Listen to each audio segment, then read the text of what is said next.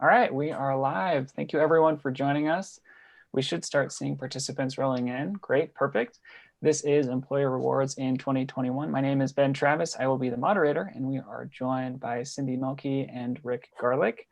We are going to go ahead and get started in just a few minutes, but you are definitely in for a treat. One of the things I'd like to just turn everyone's attention to is the Zoom webinar chat window.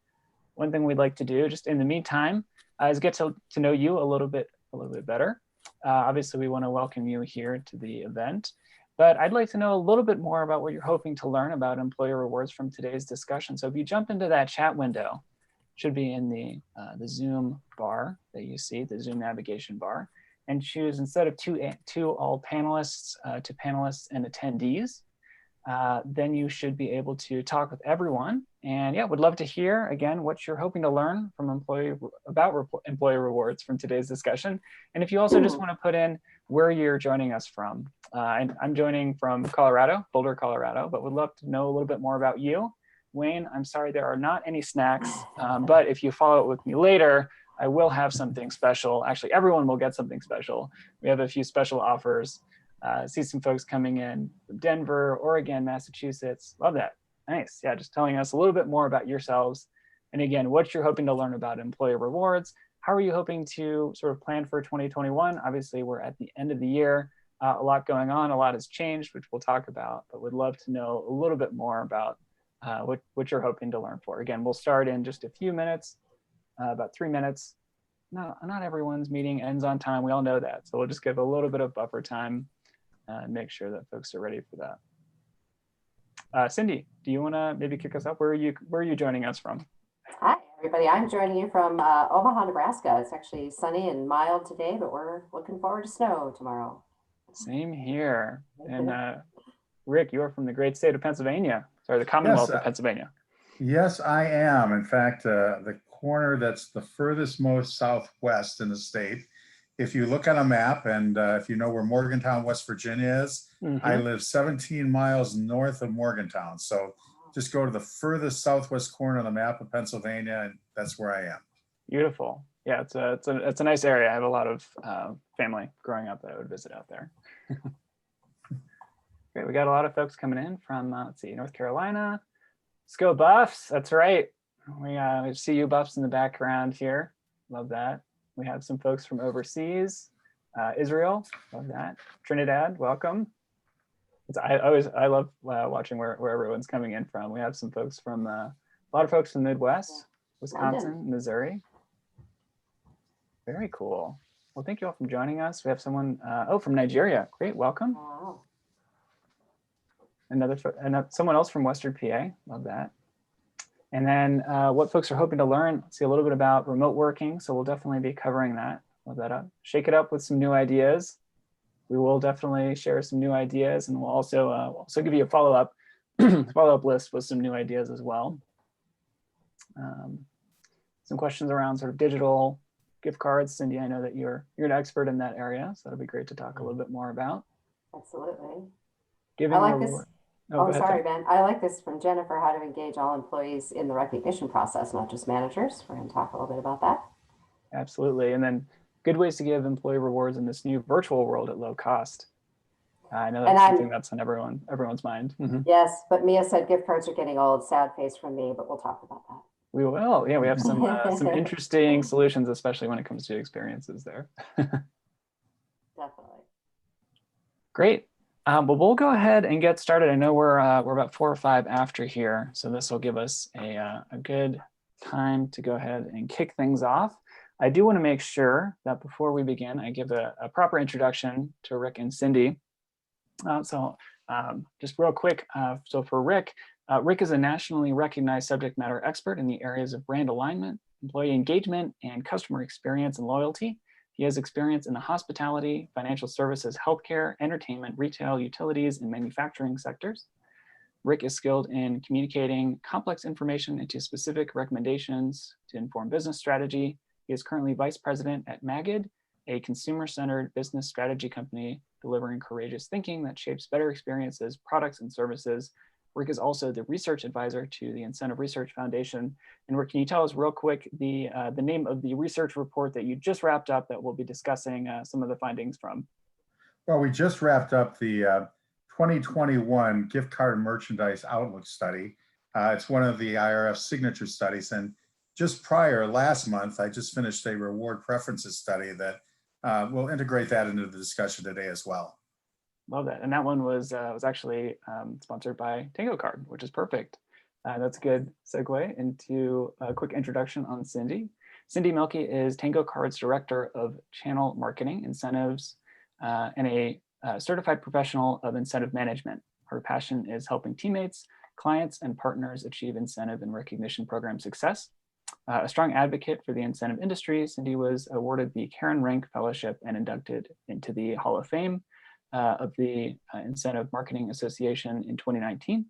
She currently serves on the board of Incentives and Engagement Solution Providers Council on IMA. And I'm very pleased to announce that Cindy is also on the 2021 IRF Board of Trustees. So very excited about that. Oh, and then, and I also recently learned that both of these folks are very musically talented as well. You can see the guitar in the background of Cindy here. Yeah, well, was musically talented. I'm trying to get it back after a reprieve, but thank you. It's fun to play. Perfect. And then I wanted to give some information on the two hosts of the event today, Bonusly and Tango Card. So Bonusly is a fun and easy way to engage employees, enrich company culture, and lift employee morale.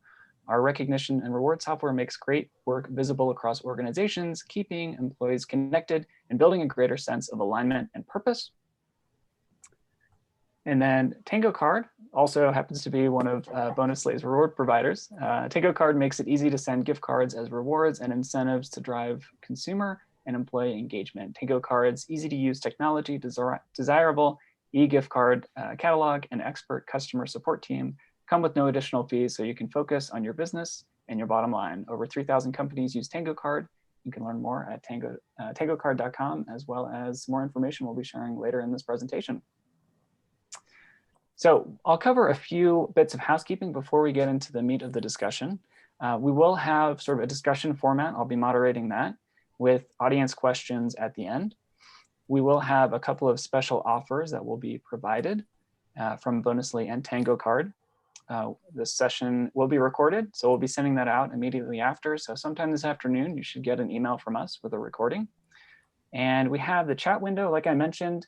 We do have a setting here. I think by default it's all panelists, but you'll want to go ahead and change that to all panelists and attendees if you want to send us a message, or if you would like to message one of the panelists directly, you can do that there. We will have Q&A. So that's one of the things that I'd like to just make a quick sort of focused announcement on. Within the Q&A window, you can submit a question. You can also upvote questions from other folks, and that's something that we'll be able to use on our end to sort of prioritize that Q&A discussion at the end. We'll have 15 minutes of Q&A. So please, as we're going through, would love to see those questions come up in the Q&A segment. Then obviously we'll have the chat window working as well. Within the chat window, you will likely see or have already seen Connie Du from Bonusly or Aisha Brown from Tango Card. They're our producers, so they'll be supporting the production efforts through the chat. So if you do have something maybe technical related, you can ask that to one of those folks there. And I don't think that I mentioned anything about myself. My name is Ben Travis. Again, I am the marketing manager at Bonusly. I lead all of our research and content efforts. I'm very pleased that we're able to have this discussion with two industry leaders. You're in for a treat, and I will go ahead and get started real quick here on just kind of a quick intro on what we'll be covering today. And I think some of you may have seen this if you signed up through the SHRM link, but we do have learning objectives today, which are to interpret employee rewards trends and preferences, to understand the impact of recent events on employee rewards programs, to share insights on administering modern employee rewards programs, and to strategically prepare for effective programs and catalogs for 2021. So now that we have that out of the way, I do want to get things kicked off. So in terms of changes in 2020, we've seen a lot of changes. But in terms of employee rewards, Rick, I know you just wrapped up the study. I think it was last Wednesday. So you've been doing a lot of number crunching recently. Could you tell us a little bit about how things have changed in the employee rewards space in the past year? Well, let's start off with the easy one. We know that incentive travel has certainly declined over the past year, but what's interesting about it is, and I wouldn't say this is as much of a change as not a change, is that in the study that we just completed, it was surprising that incentive travel budgets, except for a fairly small percentage of them, really didn't change all that much. Some people said that they shifted money, some money to gift cards and merchandise, but they left their incentive travel budget largely intact. I don't know, perhaps that was sort of the idea that maybe the pandemic would be over by the end of the year. But really where we saw the bump ups, and again, this will not be a surprise to Cindy, we really saw the change in gift card spending. So for example, we saw probably by a 2-to-1 increase of gift card spending to decrease. There was also a lot of change in merchandise spending, but it was sort of interesting that of the 64% who said that they changed their merchandise spending, it was almost netted out where you got 52% who said they increased it, 48% who decreased it, and so therefore it was almost like a net wash. But the big change really was in the whole area of gift cards, where we saw that become a much more popular reward option for companies across the board. Yeah, and Rick, I would add that I want to stress that I think it's digital gift cards. And I know a lot of the studies don't break out the physical versus digital, but certainly that's what, we have. Tango Card was founded on digital. We also have physical, but it's, 95, 98% plus digital right now, is that we're all, distributed and working from home. So I know your studies don't break that out, but I wanted to add that. Good. Well, and the other point I'd make too is about in terms of what people wanted. Our assumption would be that with the pandemic, that there would be changes in what people preferred as their optimal rewards. And we did see a couple of changes. One is we did see some shift in interest away from incentive travel and experiential rewards in the larger sense to wanting more tangible merchandise, gift cards, those sorts of rewards. And a lot of that was because there had been a decline in either a decline in the family income, or in some cases, people were being asked to work more and therefore felt that they should be somehow compensated for their extra time. The other thing is that we saw is that people really wanted to have more experiences with their families. And a lot of that is because working at home and working remotely, it's caused the lines between home and business to become blurred. And the reason is that, my manager, he doesn't do this, but a manager could call you at 9 p.m. and say, well, you're working at home, this is your office now. So there's sort of this liberty not to necessarily observe personal boundaries and work-life balance. And so therefore, sometimes, the family is the one who suffers for that. And so there's much more desire to have experiences with the families, dinners, other types of experiences where I can enjoy time with my loved ones. Yeah, sorry, go ahead, Cindy. Sorry, Ben, I jumped in. I liked the study kind of showing like having the company pay for a dinner or lunch for my family was really meaningful, like the top 5. That was surprising to me, and yet not at the same time, right? For just help show your appreciation, but we're all home with our families, and maybe having it delivered is a real treat. Mm-hmm. Yeah, I think that point of work and home being blurred, we all started maybe experiencing that earlier in the year and have tried to adapt to it. Cindy, I'm curious, that idea of having experiences with your family, those close to you, some of the, I guess, traditional assumptions around gift cards would not apply to that. But I know that one of the things that you had mentioned is there is a little bit of maybe a little bit of a change when it comes to experiences and gift cards. Could you talk a little bit more about that? There is, sure, I'd be happy to. The other thing I wanted to add too about other shifts that we saw, and maybe Ben, you were going to cover this. I apologize if I'm jumping ahead, but we did see a shift towards companies wanting to add more not-for-profit gift cards to their catalogs. So we did see that, but also on the area of experiential. Sometimes I don't think we think about gift cards as experiences. We tend to think of them as a shopping like a restaurant or a shopping gift card. But we have so many things in our catalog that you might not think of as delivering an experience. So tickets to a sporting event or a spa. We have like, digital hotel cards. So Airbnb, hotels.com, global hotel card, restaurants, of course, which will often offer food delivery, but then there's the food delivery brands, which will deliver, that food experience to your house. There's even cool travel services like Duffel. We have all the cruise lines and even the gaming and digital publications that are out there for people to subscribe to and to give people those experiences. You can do it via gift cards, but I don't think we think about it that way. Yeah, one of the neat things that I discovered this year was Airbnb Experiences, many of which are sort of like cultural experiences that you can engage with digitally at home. So I know that, at least for me, I'm kind of a history nerd.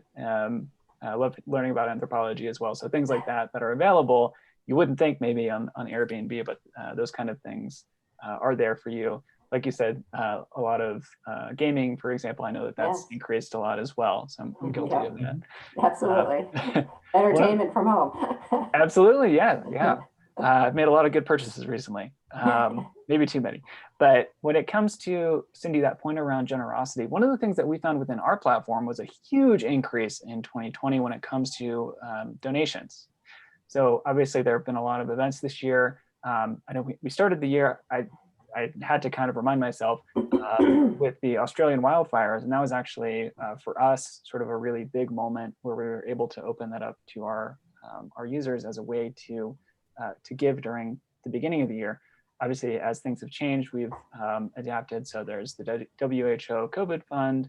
We had a lot of the racial justice movements that have come up recently. So what we've seen from our end is just a huge increase in donations as a reward option, which I think it really speaks to the generosity of folks, but also that there are a lot of different areas where you can offer rewards and a lot of meaningful rewards that you can offer that may not be available in sort of the traditional program. So that was something that I thought was pretty interesting when we looked at our own data.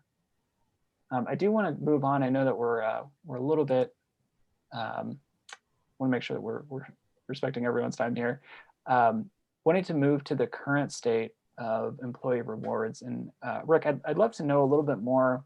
I know that folks, when they think of employee rewards, budgeting is a huge issue, or a big focus rather. So is there maybe something around budgets that you can tell us? How has that evolved over the year?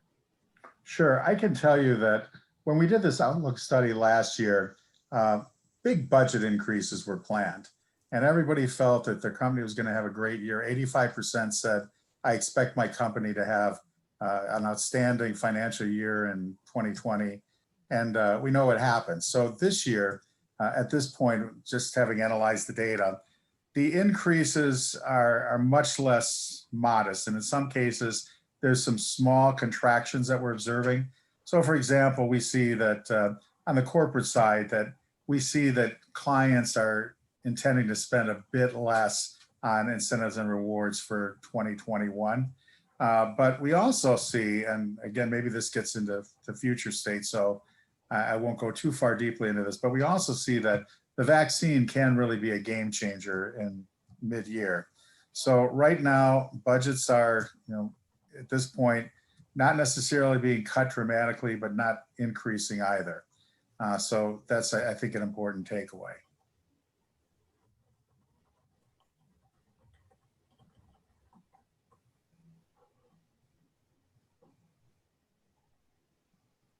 Sorry about that. I muted myself accidentally. One of the things that I wanted to look at too was, Cindy, you had mentioned, you wrote a piece around aligning rewards with preferences. So how has that changed in terms of sort of the reward spread? I know that there's not really a one size fits all reward solution.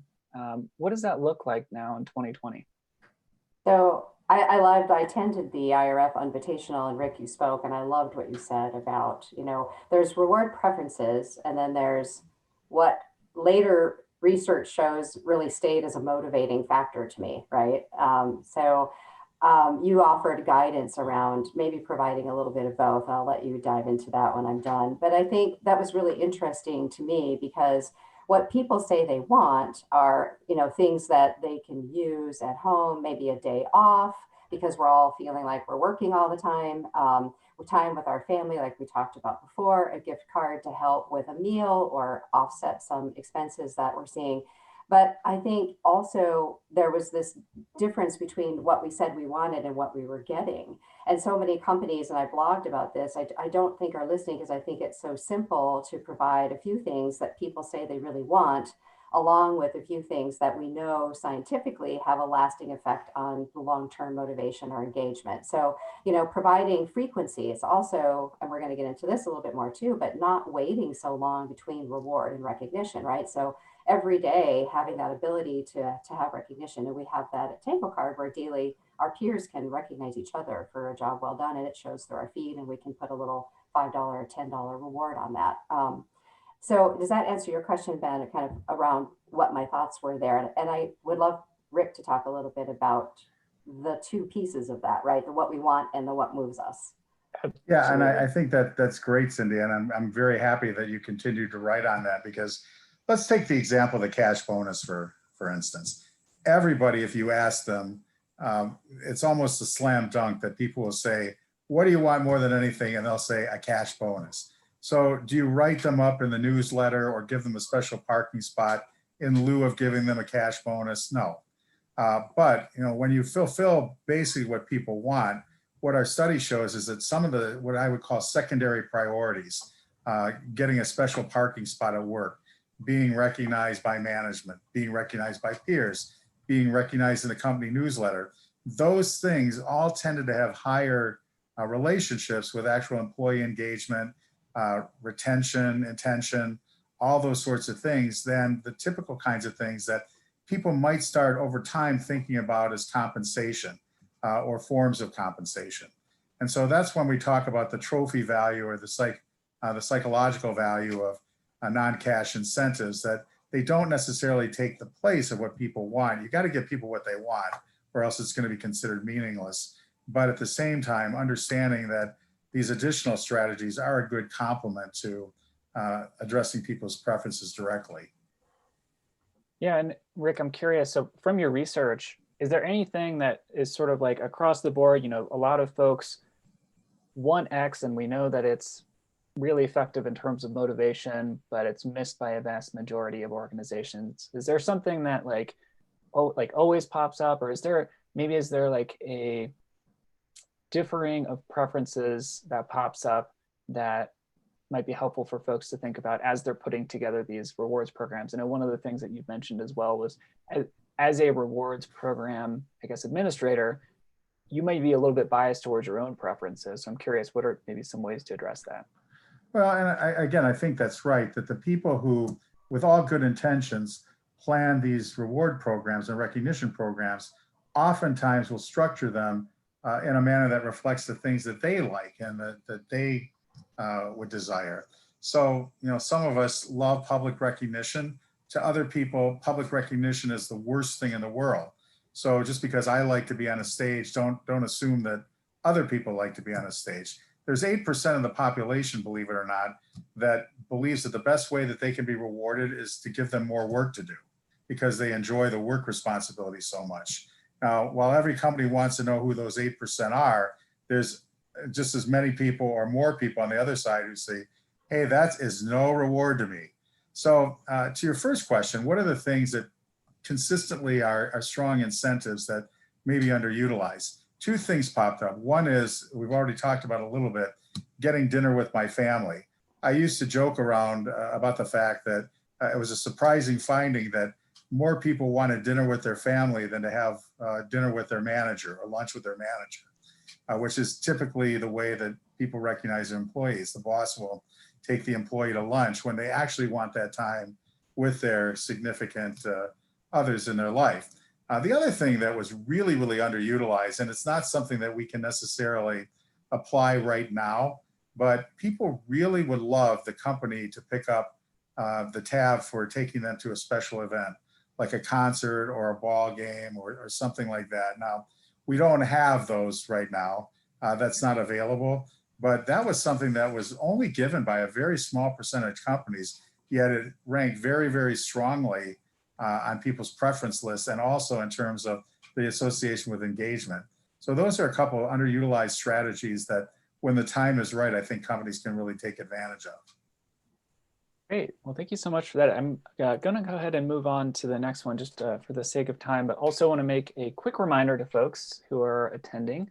We do have the Q&A section available. Like I mentioned before, we'd love to see any questions in there that you have.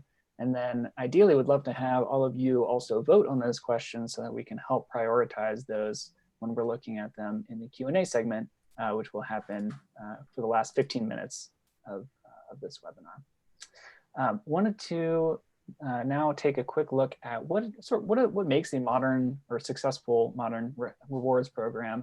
And one of the things that we talked about before this was around sort of the connection between recognition and rewards. And Cindy, I'm curious, what does that look like when you are recognizing someone, but also attaching rewards to that? How does that play out in terms of success here? Sure. So I have a lot of thoughts on that. I think that at Tango Card for sure, and industry practices tell us that we shouldn't reserve rewarding and recognizing for just, our 5-year anniversary. And hopefully none of you have the traditional service anniversary programs. I'm not saying you shouldn't have an anniversary program, but waiting for 5 years to, reward someone for their time at your company is not a best practice anymore. And I always tell this quick story, but this was my husband's 5-year service anniversary award at his company, because nothing in the merchandise catalog was anything that he wanted. So he had me pick out a bracelet. But I don't think that's our intent, right? And so I think it's frequency. So I think we have to be recognizing and rewarding people early and often. And then I also love that Tango does this, but I firmly believe in putting it in the hands of the peers. So I talked about our peer-to-peer program earlier. It's the ability to every day thank someone for something that they've done to help you that aligns with, the things that our company values in terms of the behaviors that we want to see across the company with one another. So we have those programs, and we do have a formal anniversary program, but on the day you're brought on, you get a reward link choice gift card product with a message welcoming you. And every year you get, we call it our Tango Card anniversary. You wake up to your reward from our CEO with a message and a gift card to choose from the catalog. So every year you're being reinforced that, hey, we're glad you're here. We're glad to have you. So I think, and the reward preferences study that we sponsored had a little bit of data in it around peer-to-peer versus manager-to-peer. It's not that we don't have manager-to-peer at Tango Card, we do, but we also want to put the focus on peer-to-peer. And the reward preferences study showed that, only 18% of the respondents were recognized by their peers and only 20% by their managers. So we have a long way to go in putting the power in the hands of the employees to recognize each other and add a little bit of reward to that. Yeah, absolutely. I think that can be sometimes a hard jump to make between the top-down, sort of traditional top-down versus peer-to-peer. Yeah. Rick, I think another thing that you'd mentioned previously in one of your talks was this idea that it's not just one team either that needs recognition, right? So we kind of traditionally hear of sales teams maybe being sort of like the poster child of rewards programs. What does that mean for a successful modern rewards program when it comes to different teams? Well, great point, Ben. I think first of all, there's the point that everyone contributes to the team's success, and no one role should be valued more than another. So very, very typically within organizations, the salespeople are recognized oftentimes through incentive trips, and they go on a 2-week trip or a 1-week trip, and the people who really made that success possible are left behind, to cover all the work while their sales representative is off enjoying themselves. Now, I think that the key is to really come up with mission, vision, values for the company and reward around those mission, vision, values, so that whatever role you're playing in a company, there's some way to connect your work back to those mission, vision, values of the company. And I think that that's a good way to filter those rewards down. Another point that I think is critical, and Cindy alluded to it, but I want to highlight it, is the importance of flexibility in reward programs, because the one size does not fit all. And that's really why we did the reward preferences study, is to show that there were people who, when they were asked to rank their top rated rewards, they'd rank certain ones, and other people ranked those same rewards at the bottom of their list. So understanding that not everything appeals to the same person in the same way. And we really need to offer a wide variety of choices and options, which is where something like gift cards really does come into play, that there's the opportunity for people to pick what they most desire. Absolutely. And I know that, for different teams, there may be a local organization that you love to support, or maybe there's sort of a restaurant that your team really loves going to. So some of those things, I know that's how we at our organization like to plan out some of our customer rewards as well. So there may be some great options out of the box, and then also maybe some great customer rewards that might be really applicable to your team or some of the preferences for the folks that you work with as well. Mm-hmm. Sorry. I just wanted to interject that we recently surveyed many of our customers, and they told us that we have a diversified workforce, very diverse workforce. We have a dispersed workforce, right? And so choice, and we cover all countries. We have 29 plus countries, even outside of the United States. So having the ability to recognize and reward and provide choice that aligns to those, again, back to the bracelet, right? So it's making sure that we have things that fit our audience and not what we think they want. So important. Yeah, absolutely. One of the things that I think is also a good indication of a modern rewards program is that it's easy to use. I know that a lot of folks have probably more than they can count, that they'd wish to count, the number of applications or programs that they use. So being able to sort of fit that in, whether that's into your existing HRIS system, whether it's into your chat platform, those sort of things. Cindy, is there anything around technology that might be helpful for folks as they're considering reward program success in 2021 that might help sort of set them up well? You bet. And I wrote an article recently too for a publication about this, and I talked about the need for increased communication has been ongoing throughout the pandemic, right? And this need isn't going to stop because we know we've got the pandemic is still with us in some form into early 2021. And after that, the research is showing that we're still going to have a lot of people, like Tango Card now has a where do you prefer to work choice that we can make in the future. I think a lot of employees, I think they said 3 times the number of employees will be working from home as before the pandemic, because it's just going to be a new way of work for us, right? And so how do we leverage technology to support what we need to accomplish? And so I said technology at the recognition and reward level is so important to help managers, address this issue for companies of all sizes. And so we love our partnership with Bonusly. We believe in the ability to integrate to provide digital rewards. Like you just said, Ben, it's about taking the systems that you already have and finding easy ways to integrate rewards to fit your solution. And you'll be pleased to know, Cindy, that in the Outlook study, 26% plan to upgrade and spend more money on their technology systems next year than this year. Yeah, and that aligns with what we're seeing, right? What the need to do it to help manage this issue. Absolutely. Absolutely. And so I guess one of the questions coming off of that, so there are these investments that teams would like to make. Rick, what are some ways that folks can maybe approach their leadership in a way that says, hey, this is a smart business move for us to invest in rewards? Well, we've done at the IRF, we've done for a number of years, we've done top performer studies that show the distinction between top performing companies and what I would call a comparator group. And by far and away, the headline is that the top performing companies spend much more on rewards and incentives than the comparator group does. Now, that was changing before the pandemic, in that even the comparators were starting to invest more in incentives and rewards.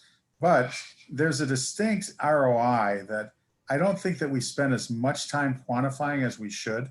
And this is something that we talk about in the IRF research team quite a bit, is the importance to monetize those rewards. But we can certainly see it in terms of the difference between top performing companies and others, that there's much greater investment. And there has to be a belief, but the good news is that the vast majority of companies out there, whether you're a top performer or a comparator company, have already made a significant investment in rewards and incentives. It's just now what I've been pleased to see is that in spite of the pandemic, we did not see the same mistakes made as we did, say, after 2008, 2009, where companies cut their programs to kind of a wholesale degree. We don't see that in the Outlook study to as much as extent as we thought. So the good news is that there is sort of this inherent belief that these programs are valuable and worth keeping. So that helps us as well. Great. And one of the things that you'd mentioned before, Rick, too, is sort of this, I guess, idea of being able to have a flexible program that can respond to feedback, right? That's one of the discussions that we've had as a group here. How does that sort of play into like thinking about 2021 and beyond? Why is it such a big benefit to have a rewards program that's flexible and able to respond to feedback? Well, I can tell you absolutely from all the studies that we've done, studies I've done with the IRF, that one of the keys to success is offering flexibility. That this is something that more and more, and I hate to use the M word, but millennials really desire right now. And I don't know that it's unique to them, but I think at least in terms of what they're used to, you know, I think most of us who are a certain age, the incentive programs were sort of a one size fits all approach.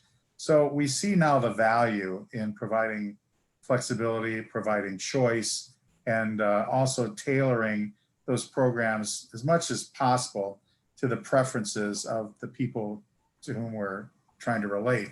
So for example, we know that certain rewards, some people prefer them privately, some people prefer them publicly.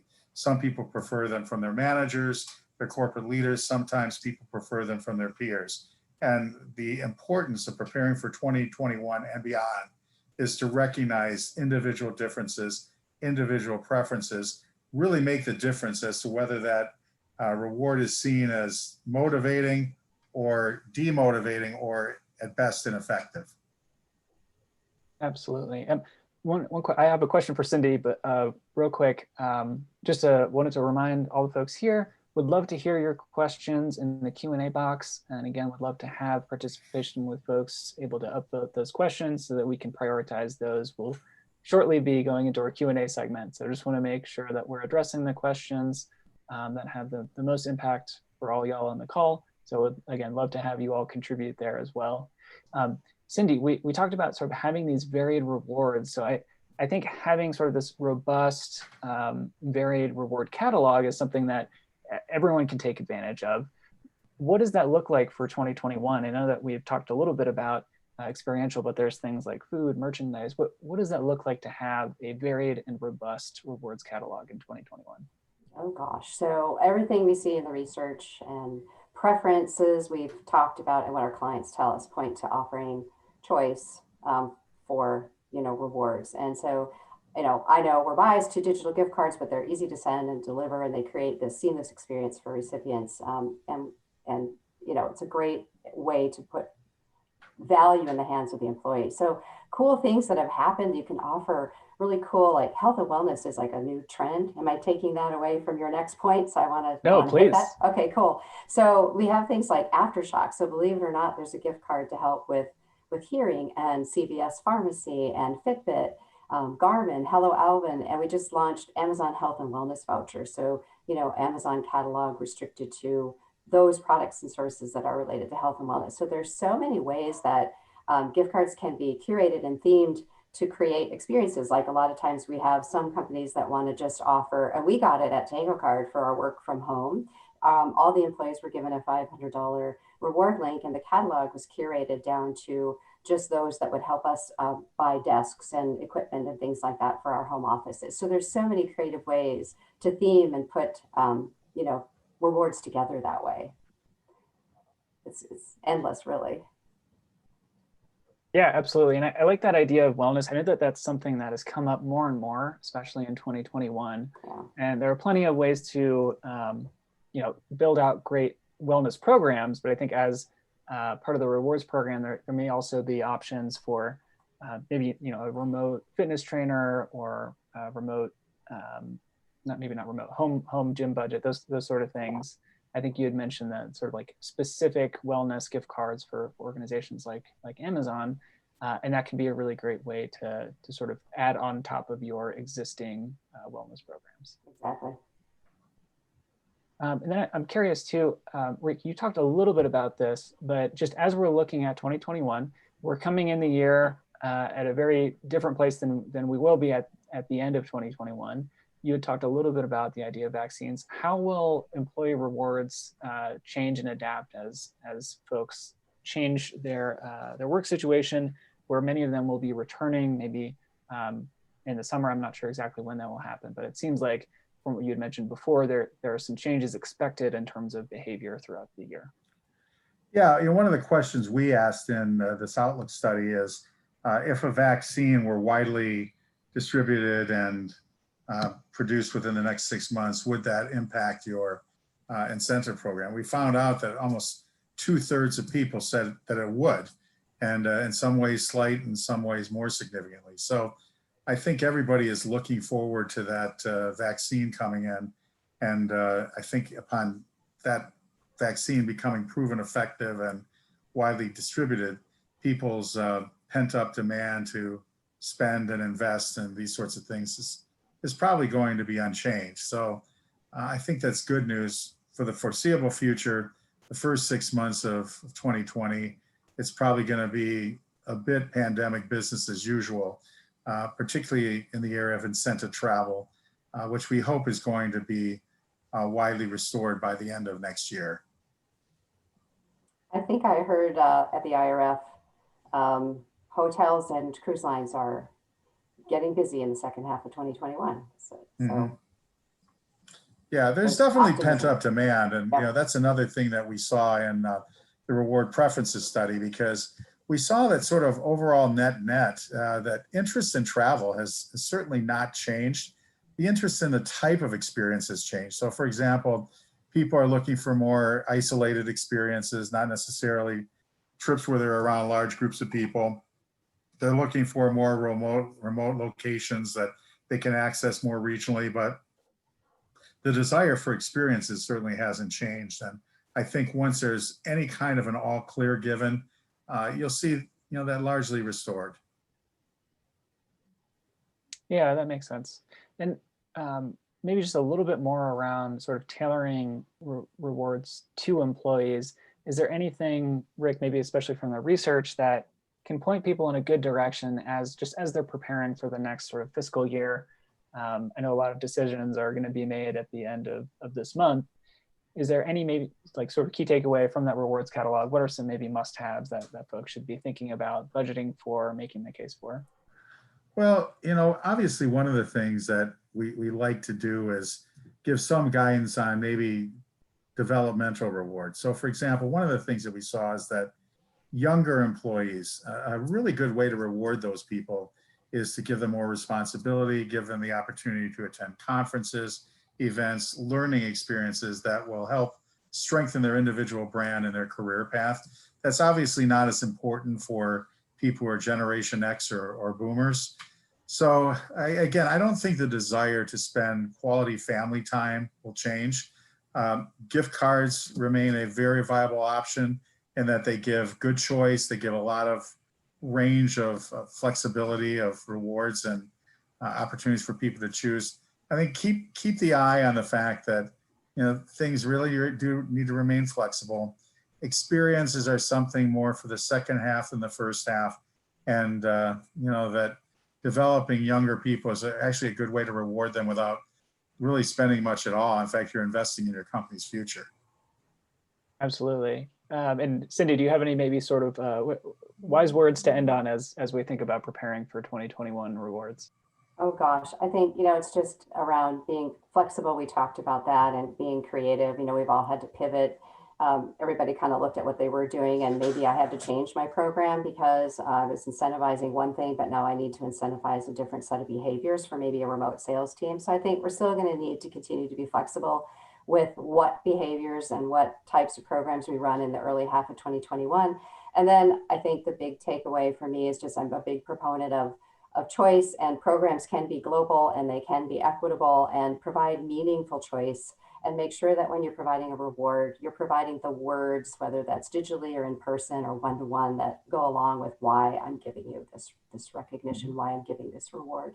Yeah, for absolutely. Yeah, I think that that reasoning behind it, sort of that purpose, is a great way to make sure that that's something that's really truly valued, as opposed to more of a transactional, maybe extrinsic type of reward. exactly. Great. Well, I do want to make sure we do have enough time for the Q&A segment. Again, would love for folks to submit those questions. It looks like we have about 9 questions so far, have some upvotes. So please take a look at the Q&A box there in the Zoom toolbar. I want to make sure that we have our follow-up information available. So I'll add this here, or I'll show this here for just a little bit. Again, this will be in the recording that we'll send over. But if you'd like to contact any of us on the call further, you're more than welcome to do so. You can see our email addresses here, as well as the LinkedIn addresses for Cindy and myself. So feel free to write these down. I also will, like I said, send the recording, so these won't immediately disappear after I move on.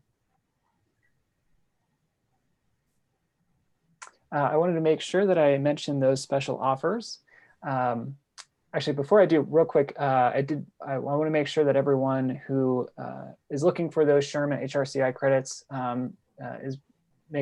is aware of when those will be sent. So we'll be sending those in the next, it should be 24 hours from now, you'll get an email. So I just wanted to make sure that I mentioned that before I move on. And also the special offers from Bonusly and Tango Card. Again, Bonusly is a fun and easy way to engage employees, enrich company culture, and lift employee morale. We have a great rewards catalog, great integration with Tango Card, and as a recognition platform, has a super high participation rate. So if you'd like to join us for a demo, we're offering a 60-day waived implementation fee. We're also offering, and we'll send this as a part of the follow-up email, a free rewards ideas list. So that's something that may help sort of spur some additional thoughts as you're planning for next year. So I just wanted to make sure that we shared that offer. And then Cindy, could I ask you to take the Tango Card offer? Oh, you bet. Sorry about that. I was actually reading through the questions. Oh, no worries.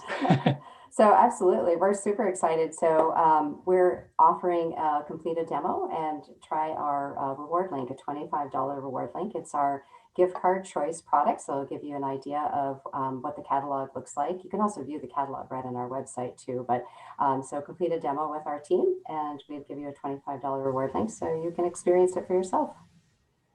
Perfect. Thank you for that. Sure. And then also, I am going to add a quick poll here. So based on our conversation, if you'd like to follow up with any of us, I'm going to go ahead and launch this poll here. So if you'd like any follow-up communication from some of the folks in the call, so someone from Bonusly, from Tango Card, from Rick, or just from all of us, you're more than welcome to indicate here in the poll, and we'll make sure that you get followed up with sometime this week. Like I mentioned, we have those Sherman HRCI credits. Those will be available, like I said, in the email. I think it should be this time tomorrow. You can feel free to email me if you don't get it by the end of day tomorrow. But those will be available, again, as a professional development credit. We're very proud to offer those within the Bonusly virtual events. So hopefully this has been helpful for you all. Again, we're looking forward to the Q&A segment. So make sure if you have any sort of last minute thoughts there that you submit the questions, make sure that you're upvoting those comments so that we're able to answer those in a way that best brings you value. And again, thank you all for joining us for today. This has been a great discussion.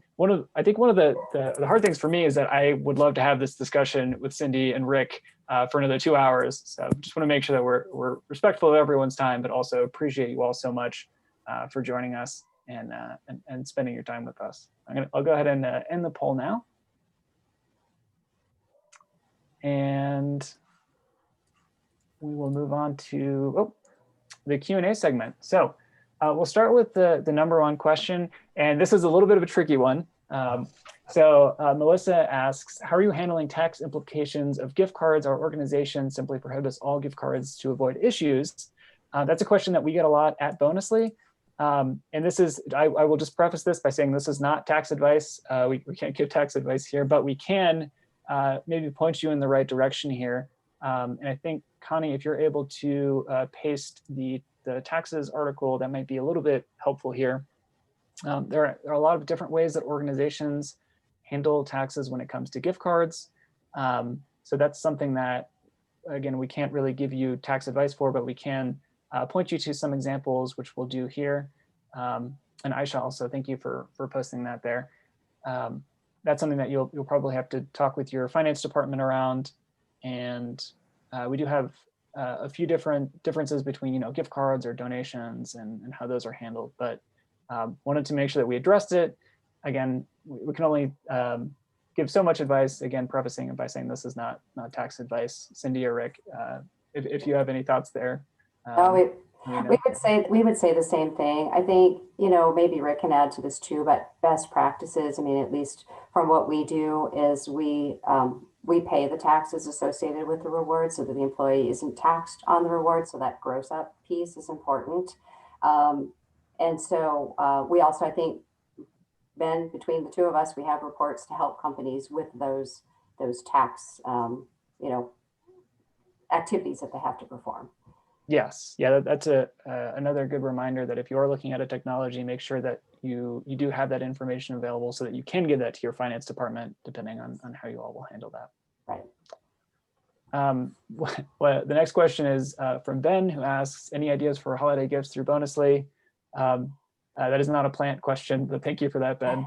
I'll answer this just real quickly. One of the things that might be interesting for you all to think about is sort of the custom rewards aspect of Bonusly.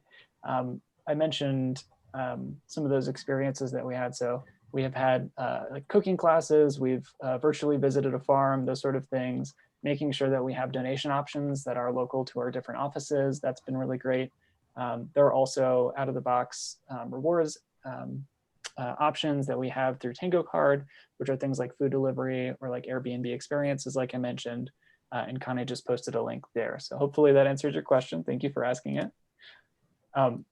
Glenn asks, I know this is a big question, but you mentioned that top performing companies invest more in rewards for employees. Do you have a percentage of revenue or profit that's a good standard to invest in rewards? I'm sure it varies. Even an example would help. Trying to figure out some numbers for the 2021 budget. And I have a couple of notes here. Depending on who you ask, a lot of this is sort of based on payroll, where some suggestions are, to have 0.3% of payroll. I think SHRM goes all the way up to 1% of total payroll for successful programs. So those are maybe some benchmarks to use. Cindy and Rick, do you have any thoughts around sort of some numbers to help guide those conversations for 2021 budgets? Well, when I saw this question pop up, I was scrambling behind the scenes to look at our top performer study because we asked a whole series of questions about that. So we asked about what percentage of total budget should be used for rewards and recognition. The comparator group that I referenced, which is the typical company, 3%. The top performers, 3.5%. So that's a data point from the study that I quickly looked up on the fly. And Ben, I was going to refer to Rick on that one because I knew the IRF had good studies on that. Absolutely, yeah. I would again point to Rick. Rick, you are the man who has done all the research here. So yeah, it's funny. I used to pride myself on having all these data points off the top of my head. Now I have to look them up. So. Well, thank you. Appreciate you scrambling behind the scenes to help out with that one. Our next question is from Mia. So our founders have it in their head that giving gift cards or cash vouchers doesn't show our appreciation and gratitude or come across as meaningful as a physical gift does. How would you respond to that concern? And Cindy, I think you're probably in the best position to answer this one. Yeah, I think it's hard. So how do you know you're going to nail it with anything that you choose for anyone, right? I think it's so terribly personal what we each value and want. And I think the most important thing is that first of all, we're showing appreciation and we're saying what we value in the employee when we recognize them. But then I still stand on what is valued after that initial great feeling I got from being recognized and rewarded and told what I did well is the gift that I got. If that is something I can use and share and talk about with family and friends, and that's meaningful. And so I don't think that's cash because I'm not going to talk about cash with my family and friends as much as I'm going to say, I got this, gift card to get this, or I got this item that I knew that I really wanted. So again, getting really personal, and that is hard. It's very hard with a large organization, especially. Hope yeah. Yeah, and I think to your point earlier, having that flexibility within a rewards catalog is a great way to help make that personal at scale, in a way that makes the most sense, especially for if you have a team of 10, you probably know everyone, Right. and their preferences pretty well. If you Yes. have a team of 100, 1,000, 10,000 more, then it becomes a It's little tough. bit trickier. It does. Well, I think and think about it sorry, go ahead. also, if you give someone cash, they'll spend it on something that they feel they're supposed to spend it on, like maybe paying a bill or taking care of an expense. But if you Yes. give someone something that's outside of what they would normally buy or feel would be a responsible purchase, then it has value because it's not something you buy for yourself. Absolutely. Yeah, and I think being able to, I guess we kind of talked about this before too, but being able to pair rewards and recognition is great because it's not just getting a reward, but there's a reason behind it, like you said, Cindy. Yeah. I know that for us at Bonusly, we always tie that back to company values. We try to follow along structures like the SBI model, where when we're giving recognition, we're sharing the situation, the behavior, and the impact that it had, and basically tying that back a little bit more to employee engagement and purpose. And that can really give that item a lot of meaning, whether that's like you said, a physical item, or maybe like a closed loop gift card. I do want to make a quick distinction here between closed loop and open loop gift cards. Open loop gift cards being sort of the, Visa or American Express physical cards that you have that can be spent anywhere, whereas closed loop gift cards are a little bit more targeted specifically to retailers or specific groups or services. Absolutely. And I was going to add to that because we know that people are more likely to consider a closed loop gift card as the ability to treat myself as opposed to the open loop where it is like cash and I'm going to use it to pay the bills. Yeah, absolutely. Yeah, I think that's one of my favorite IRFs today was comparing the approach to both of those and the differences that has in the minds of different employees. It does. Hopefully that answers your question, Mia. We have our next one here. Do you have any stats or research that can demonstrate the ROI of recognition and rewards? I know that we do have some stats on the Bonusly side. Connie, maybe you can surface those in the chat here. Already got it, perfect. And was wondering, Cindy, Rick, is there anything that may be helpful? I guess this kind of goes back to some of the other questions and sharing this with leadership, getting buy-in. What is the ROI of recognition and rewards? Yeah, and I can tell you this is something I've thought a lot about. I understand that the IRF either did or has access to research on this prior to my joining the organization. But I can tell you that I've had many discussions about doing these sorts of studies. And I think if you really want to determine the ROI, you have to go beyond like simple things like sales productivity, but also, for example, what's the impact on voluntary turnover? So for example, we believe that if you're rewarding and recognizing people, the number one reason why people leave companies is because they don't feel recognized. So if that plays a role in keeping people to the company, they say that every time you replace an employee, you spend 1.5 times that person's first year salary. I think calculating things like that are things that perhaps people have not done as much that I would really like to do with the IRF or somebody. Yeah, absolutely. Oh, sorry, go ahead, Cindy. Oh, no, I was just going to add, I actually attended an ROI training session, and it's fairly complex around and so unique to each company around what are you trying to measure. So I think for anything, the IRF, the Incentive Marketing Association, our company, your company, Ben, we would all say, before you do something, understand what it is that you're trying to accomplish so that you can find some way to at least measure that, whether it's an employee survey before you implement a program, an employee survey during and after the program's been running. There's easy ways to think about what am I trying to make sure I accomplish? How can I measure it before, during, and maybe even after in the case of an incentive program, which usually has a beginning and an end. So just putting some thought to that. So it can be so varied by company. So it might just be improving where I'm at now by X%. Mm-hmm. Absolutely. Yeah, some of the things that we normally point to are things like admin time. When you have a rewards program, administering it can take up a lot of time. So if you think of maybe a rewards administrator who every week is going out and buying gift cards or is just spending a lot of time every month.